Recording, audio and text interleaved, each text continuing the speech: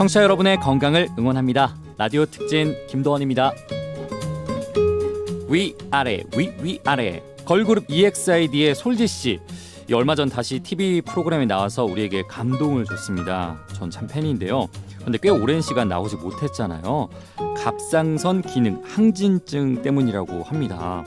비단 솔지씨뿐만이 아니라 꽤 많은 분들이 이러한 질환으로 고생을 하고 있다고 하는데요. 갑상선 기능 항진증, 왜 걸리는 걸까요? 네, 한의사 김정호 원장님 오늘도 저와 함께하겠습니다. 안녕하세요. 네, 안녕하세요. 네, 우선 갑상선이라는 말 꽤 많이 듣긴 했는데 정확히 모르시는 분들도 많을 것 같아요. 어떤 기관인 거예요? 네, 우리가 목을 이렇게 위로 턱을 들면 목 네. 여기 뭐라고 하죠? 아담세풀이라고도 하고 여기 목젖 부분. 네, 목젖 부분. 여기가 갑상선을 감싸고 있는 갑상선 연골이거든요. 네. 그 안에 들어 있는 내분비 기관이에요. 실제로 자체적인 호르몬을 생산하는 우리 몸의 내분 기관 중에서 가장 큽니다. 무게는 약 15g에서 20g 정도 나가고요. 이 갑상선이 하는 역할이 되게 많은데 어떤 대사 기능 전반을 다 주관한다든지 우리 면역, 성장, 또 피로로부터의 회복, 이런 총체적인 몸의 어떤 현상들을 지배하는 게 바로 이 갑상선이에요. 굉장히 중요한 역할을 하네요. 그렇습니다. 그렇다면은 기능 항진증, 저하증 뭐 이런 병이라고 하는데 이거는 어디가 문제가 된 거예요? 일단 갑상선 기능 항진증 흔히 들어보셨을 텐데 네. 이 갑상선의 기능이 말 그대로 과항진되어서 갑상선이 생산하는 티록신이라고 하는 이 갑상선 호르몬이 과잉 생산되는 현상이에요. 이 티록신이 과잉 생산되면 어떤 그 증상이 나타나냐면 막 심장이 두근거리고 살이 빠지고 살이 빠져요? 네, 잠을 깊게 잘 수 없고 네. 네, 가슴이 두근거리고 탈모가 일어나기도 하고요. 체중이 감소하기도 하고 몸이 피곤하고 힘듭니다.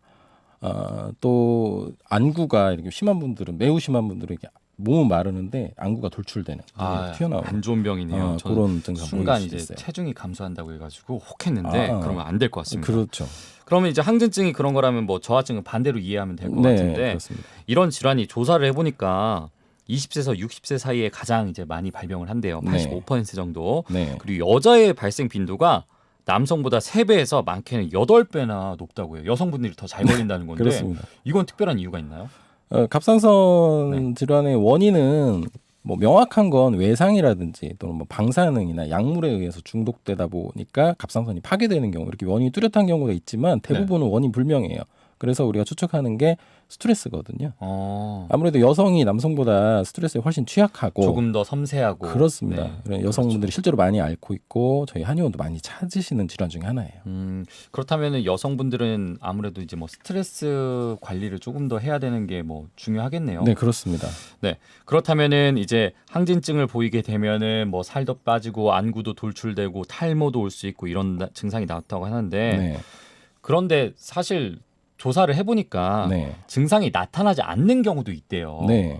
이런 경우에는 사실 이거 그대로 방치하면 안 되는데 막 탈모 오고 하면 안 되잖아요. 그렇죠. 그런데 이제 본인 스스로 알 수가 없으니까 대응이 좀 어렵지 않을까요? 아무래도 이 갑상선이 바로 눈에 이렇게 보이는 곳은 아니고 간혹 그 갑상선 기능 저하증이 심하다든지 항진증이 심해가지고 이렇게 나 목이 왜 이렇게 붓지 하고 거울로 확인한 후에 이제 병원에 가서 검사를 해보면 이게 혈액 검사로 알 수 있는 거다 보니까 처음에 모르고 놓치는 경우가 많은데 실제로는 갑상선 기능이 갑자기 변화를 하면 증상들이 좀 심하게 나타나요. 그래서 좀 몸이 예전과 달리 컨디션이 이상해졌다. 그러면 좀 검사를 할 필요가 있습니다. 그것도 있고 저는 하나 추천하고 싶은 게 그래서 건강 검진이 필요한 겁니다. 네.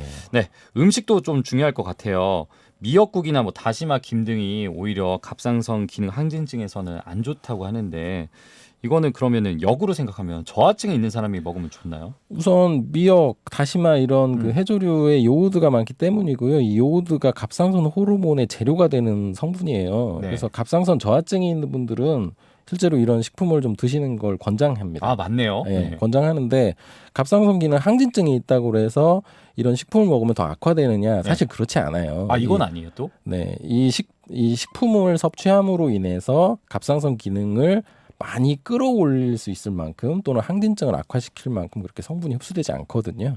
그래서 저하증이 있는 분들이라면 좀 찾아서 드시는 건 도움이 되겠습니다. 또 이것도 있어요. 운동 사실 아프면 뭐 운동 추천하잖아요. 맨손 네. 운동하면 좋다는데 갑상선 기능 항진증 환자의 경우에는 위험하다면서요. 갑상선 기능 항진증 환자는 가장 중요한 것이 휴식 그리고 수면이에요. 그래서 잘 쉬어줘야 되고 또 잘 주무셔야 되고 이 일상생활의 모든 부분을 좀 조절하고 스트레스를 적극적으로 좀 해소를 해야 됩니다. 그래서 운동을 하시는 게 필요한 게 아니라 쉬고 몸을 돌보는 게 필요한 상태예요. 또 이제 보니까 기능 항진증 같은 경우에는 완치가 불가능하다 뭐 이런 말도 있어요. 평생 관리해야 된다고 하는데 맞나요? 이건 뭐 의료적인 차원에서 좀 보는 견해가 다를 수 있습니다. 저는 당연히 한의사니까 한의학적 견해를 말씀드리면 실제로 제가 치료해드린 갑상선 기능 항진증 내지는 저하증 환자 많이 있으시거든요. 네. 치료가 됩니다. 그래서 한의학적으로는 몸에서 열 에너지를 생산하게 되는 각종 기관들의 기능들이 떨어져 있다 보면 나타나고 또는 과도하게 소모하다 보면 나타나거든요. 그에 맞게 근본적인 치료를 하면 좋아질 수 있습니다. 네, 관리가 필요한 것 같아요. 네, 그래도 역시 그렇습니다. 또 갑상선 부위가 못 부분이니까 네. 저는 반드시 피해야 되는 것이 있다고 생각합니다. 흡연 아닐까 싶어요. 당연하죠. 음주, 흡연, 피로 역시 갑상선 기능 항진증이나 저하증 갑상선 기능 이상에서도 네, 그 담배 광고에도 나오잖아요. 목 부분이 그렇죠. 네. 큰일 난다고 하니까 흡연하시는 분들은 이 기회에 끊으시길 바라겠습니다. 이렇게 어렵지만 쉽게 이해를 한번 해봤습니다. 네. 솔지 씨를 비롯해 많은 분들을 괴롭게 했던 갑상선 기능 항진증 올바른 생활 습관과 함께 이겨내시길 바라겠습니다. 그리고 흡연은 이제 그만하시는 게 어떨까요? 네. 네, 지금까지 서울여성한의원 한의학 박사 김정원 원장님과 함께했습니다. 오늘 말씀 고맙습니다. 감사합니다.